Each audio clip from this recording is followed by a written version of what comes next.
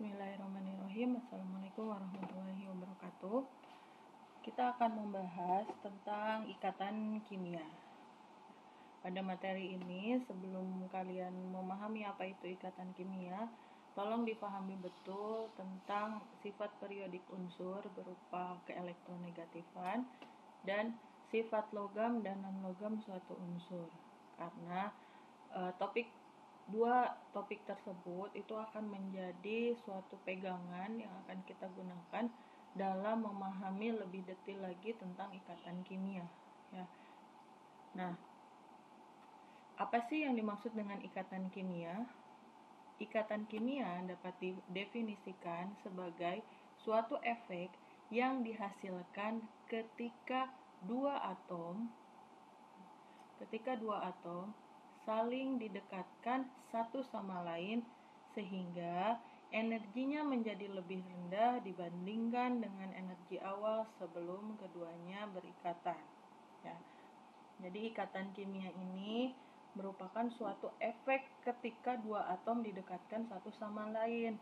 Nah, apa sih efek yang terjadi yang dihasilkan melalui ikatan kimia ini? Maka atom-atom ini akan menuju ke kestabilan, ya.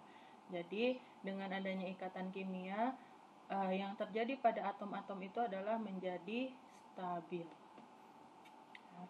Menjadi stabil. Jadi suatu atom itu dia ada yang stabil, ada atom yang sudah stabil, ada yang belum stabil. Atom yang stabil itu atom yang seperti apa? Atom-atom atau unsur-unsur pada golongan gas mulia. Atom-atom gas mulia ini merupakan contoh dari kestabilan suatu unsur. Jadi kalau mau tahu unsur yang stabil yaitu gas mulia. Ya, tahu dari mana si gas mulia itu sudah stabil? Dalam konfigurasi elektronnya, gas mulia itu elektron-elektron pada kulit-kulit atomnya itu sudah terisi penuh, ya. Dia itu konfigurasinya stabil. Elektron-elektronnya itu sudah terisi penuh. Jadi konfigurasi pada unsur-unsur gas mulia itu semua elektron pada kulit-kulit atomnya itu sudah terisi penuh, makanya dia menjadi stabil. Jadi semua orbital-orbital pada gas mulia itu semuanya telah terisi oleh elektron, ya. Konfigurasi elektronnya itu penuh. Nah, inilah yang contoh atau suatu contoh unsur yang stabil, yaitu unsur-unsur pada golongan gas mulia. Nah, unsur-unsur pada golongan yang lain, mereka pun ingin mencapai kestabilan, ya, dengan cara tadi memenuhi konfigurasinya itu memenuhi aturan oktet, ya. Konfigurasinya penuh, semua orbitalnya itu terisi penuh seperti pada gas mulia, ya. Nah, dengan demikian maka si atom-atom tersebut menjadi stabil kalau dia konfigurasinya seperti gas mulia. Nah, bagaimana caranya? Karena dia itu bukan gas mulia, unsur-unsur yang lain itu, maka untuk menuju ke kestabilan maka harus melakukan suatu ikatan kimia. Nah, jadi supaya dia stabil, maka si unsur-unsur itu harus melakukan ikatan kimia, berikatan satu sama lain dengan atom-atom yang lainnya. Nah, jadi kalau diistilahkan, dianalogikan seperti manusia yang kalau dia masih hidup sendiri itu kan dikatakan belum stabil, ya. Dia itu sudah stabil kalau sudah menjalin hubungan dalam ikatan pernikahan. Nah, jadi supaya manusia stabil dia harus berikatan, ataupun supaya dia stabil dia harus berikatan, ya. Nah, ikatan kimia itu ada apa saja sih? Di sini saya akan menggolongkan ikatan kimia menjadi dua golongan utama, ya. Ada yang disebut dengan ikatan antar atom, ada juga yang saya sebut sebagai ikatan antar molekul. Jadi ada ikatan antar atom, ada ikatan antar molekul. Contoh, saya punya molekul H2O. Molekul H2O ini terjadi terjadi karena adanya ikatan antara atom H dengan atom O menjadi H2O. Ya, ikatan antara atom H dengan atom O, ya, dan atom H yang ini dengan atom O membentuk H2O. Nah, molekul-molekul H2O ini, jika dia bertemu dengan molekul H2O yang lain, ya, maka di sini pun akan terbentuk ikatan. Nah, yang ini disebut dengan ikatan antar molekul,